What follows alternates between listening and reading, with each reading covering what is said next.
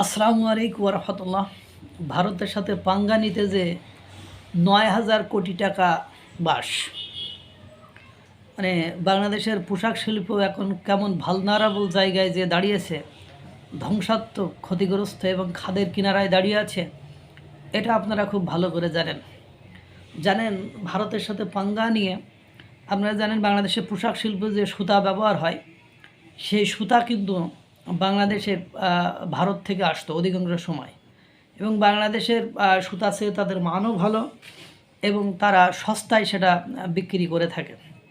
এখন হঠাৎ করে বাংলাদেশ সিদ্ধান্ত নিল যে স্থলপথে তারা সুতা আমদানি করতে দেবে না, কারণ বাংলাদেশের যে সুতার কারখানা বা মানে রয়েছে সেগুলো যাতে মেরুদণ্ড সোজা করে দাঁড়ায়, ভারত যাতে পোশাক শিল্পের ক্ষেত্রে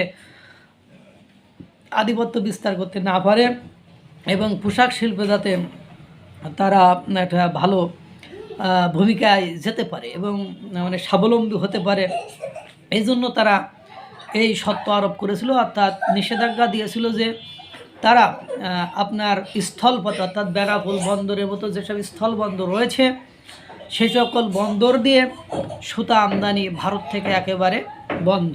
কিন্তু ওই যে আইনের ফাঁকফোকর থেকে যায়, এতে করে বাংলাদেশের ব্যবসায়ীরা স্থলপথে নয় জলসীমায় অর্থাৎ সমুদ্র পথে ভারত থেকে সেই সস্তার সুতা আমদানি করেছে। এতে করে দেখা যায় 1.5 গুণ বেশি, মানে স্বাভাবিকভাবে স্থলপথে যে সুতা আমদানি করতো তার চেয়ে 1.5 গুণ বেশি সুতা তারা জলপথে আমদানি করেছে ভারত থেকে।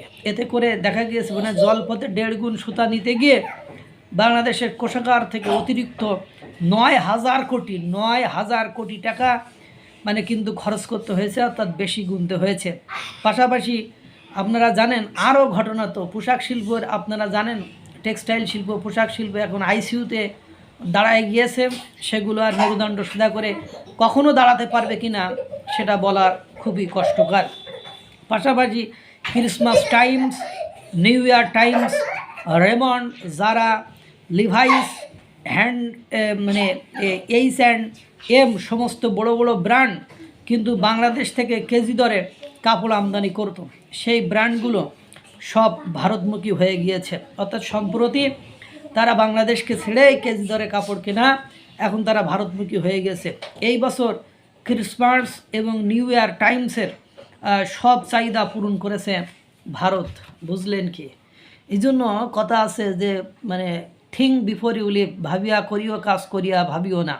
এই যে 9,০০০ কোটি টাকা, 1-2 টাকা নয়, 9,০০০ কোটি টাকা ক্ষতিপূরণ দিতে হলো, বা 9,০০০ কোটি টাকা আমাদের বাংলাদেশের পকেট থেকে বের হয়ে গেল, সে ব্যবসায়ীরা দিক আর যারাই দিক। এতে করে অনেক ব্যবসায়ী দেউলিয়াত্ব বরণ করেছে।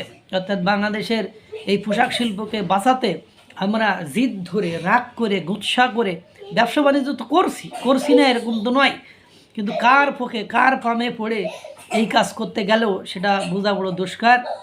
কারণ ভাবছে আমরা ওই আধিপত্য থেকে বের হয়ে যাব, ওই আধিপত্য থেকে চাল আমদানি বন্ধ করে দিয়েছিল যে আধিপত্য থেকে তারা বের হয়ে যাবে, কিন্তু সেটা হতে পারে নাই। কিন্তু সেই চাল আবার মাথা নত করে তাদের কাছ থেকে নিতে এসেছে। জিওপলিটিক্যালি একটু জ্ঞান গরিমা এগুলো না থাকলে যে কি হয় সেটার মানে বাস্তব প্রমাণাদি আপনারা দেখতে পাচ্ছেন। এই অবস্থায় বাংলাদেশের মানে ব্যাপক সমস্যা ক্রিয়েট হচ্ছে। আপনারা জানেন প্রতিনিয়ত এই পোশাক শিল্প কলকারখানার মালিকরা বলছে হয় আমাদেরকে ভর্তুকি দেন, না হলে আমাদেরকে স্বল্প ঋণে মানে লোন দেন, একের পর এক কিন্তু তারা বলে যাচ্ছে, কিন্তু বাংলাদেশ সরকার তাদের কথায় ভ্রুক্ষেপ করছে না। এতে করে ক্ষুদ্র এবং মাঝারি শিল্প অধিকাংশই বন্ধ হয়ে গিয়েছে। আপনারা এটা জানেন, লক্ষ লক্ষ শ্রমিক বেকার হয়ে গিয়েছে এবং এই যে হাজার কোটি টাকা এই যে লোকসান, পাশাপাশি বিশ্বে যে বাজার হারাচ্ছে, এটা কেমনে মেনে নেওয়া যায়? আল্লাহ তাআলা সকলকে ভালো রাখুক, সুস্থ রাখুক। আসসালামু আলাইকুম ওয়া রাহমাতুল্লাহ।